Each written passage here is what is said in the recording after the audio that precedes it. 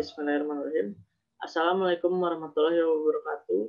Puji syukur kita panjatkan kepada Allah Subhanahu wa taala yang telah memberikan kesehatan kepada kita semua. Perkenalkan, nama saya Muladi Rahman Winoto dengan PM 100 416 053 di bawah bimbingan Prof. Dr. Nandang Samba, Sarjana Hukum, Magister Hukum, akan mempresentasikan hasil penelitian skripsi saya yang berjudul Penegakan Hukum Terhadap Anak yang Melakukan Tindak Pidana Pencabulan dalam Konsep Restoratif Justice dalam Perspektif Kriminologi. Pencabulan adalah suatu bentuk tindak kekerasan seksual di mana seorang dewasa maupun anak-anak mencari kepuasan seksual pada lawan jenisnya. Pencabulan atau pelecehan seksual ini dapat mencakup kontak atau interaksi antara anak dan orang dewasa maupun anak dengan anak di bawah umur mereka. Analisis kasus pencabulan. Pada kasus yang saya teliti ini, pencabulan dilakukan oleh pelaku dan korban didasari atas dasar suka sama suka, disertai dengan ancaman oleh pelaku.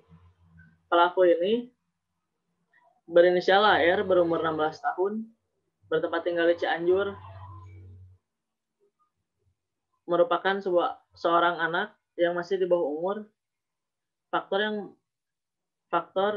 yang menyebabkan pelaku ini membuat pencabulan tersebut karena kurangnya perhatian dari orang tua, kurang dibiarkannya oleh masyarakat. Restoratif justice. Pada kasus ini, Pengadilan Negeri Cianjur tidak menerapkan teori restoratif justice karena menganggap anak sebagai anak yang merasakan masyarakat atau berbahaya bagi masyarakat. Identifikasi masalah bagaimana implementasi sanksi pidana bagi anak yang melakukan pencabulan sesuai dengan konsep Undang-Undang Republik Indonesia Nomor 11 Tahun 2012 tentang Sistem Peradilan Anak. Yang kedua adalah apa faktor-faktor penyebab terjadinya kasus anak yang melakukan tindak pidana pencabulan dalam konsep restoratif justice dalam perspektif kriminologi. Implementasinya adalah pada kenyataannya teori restoratif justice ini tidak diterapkan dalam kasus tersebut karena anak yang melakukan pelanggaran atau kejahatan menjadi tersangka dan mendapatkan hukuman penjara serta tidak mengikuti upaya yang tertera dalam teori restoratif justice serta dalam pasal 81 dan 82 dalam Undang-Undang Nomor 11 Tahun 2012 tentang Sistem Peradilan Pidana Anak tidak diterapkan. Faktor-faktor penyebab terjadinya kasus anak melakukan tindak pidana pencabulan yang pertama, faktor individu. Berdasarkan hasil observasi mengenai faktor individu yang ada dalam teori menurut Muhyiddin adalah kondisi biologis seperti cacat fisik, kelemahan biologis yang mengakibatkan pertumbuhan dan tingkah laku abnormal. Yang kedua adalah faktor keluarga. Berdasarkan hasil observasi mengenai faktor keluarga yang menyebabkan anak melakukan tindak pidana menurut Muhyiddin adalah pengaruh negatif dari kehidupan keluarga seperti perceraian, perpecahan rumah tangga, dan anak menjadi terlantar. Yang ketiga adalah faktor masyarakat. Berdasarkan hasil observasi Muhyiddin, pengaruhnya adalah dari geng dan kelompok anak jalanan yang disebabkan oleh kurangnya rekreasi yang sehat dan community center atau youth centers mendorong anak untuk berkumpul dan berkenalan dengan peminum, pejudi, dan prostitusi. Selanjutnya kesimpulan.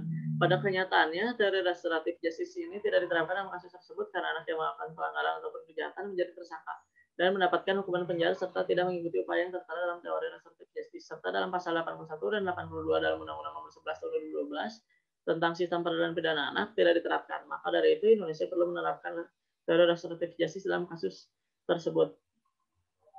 Faktor-faktor yang mempengaruhi dalam melakukan tindak pidana karena kurangnya pengawasan dari orang tua, pelaku maupun korban, serta dampak lingkungan dan masyarakat yang tidak memadai dapat menjatuhkan dan mendorong terjadinya perbuatan yang melanggar hukum tersebut. Melihat faktor-faktor penyebabnya, selain anak memang wajib dilindungi juga karena di tangan anak-anaklah masa depan suatu daerah atau bangsa berkembang. Melihat faktor tersebut pula yang diakibatkan oleh kekerasan seksual yang dialami oleh anak-anak yang menjadi korban. Maka dalam penanganannya kejahatan seksual terhadap anak sangat penting peran aktif masyarakat, individual, dan pemerintah. Perlu adanya pendekatan berbasis sistem dalam penanganan kekerasan seksual anak. Saran agar perlindungan hukum terhadap anak, khususnya anak sebagai korban kejahatan seksual, berjalan efektif dan efisien, maka diperlukan suatu perubahan peraturan perundang-undangan dengan disesuaikan dengan kebutuhan hukum yang ada.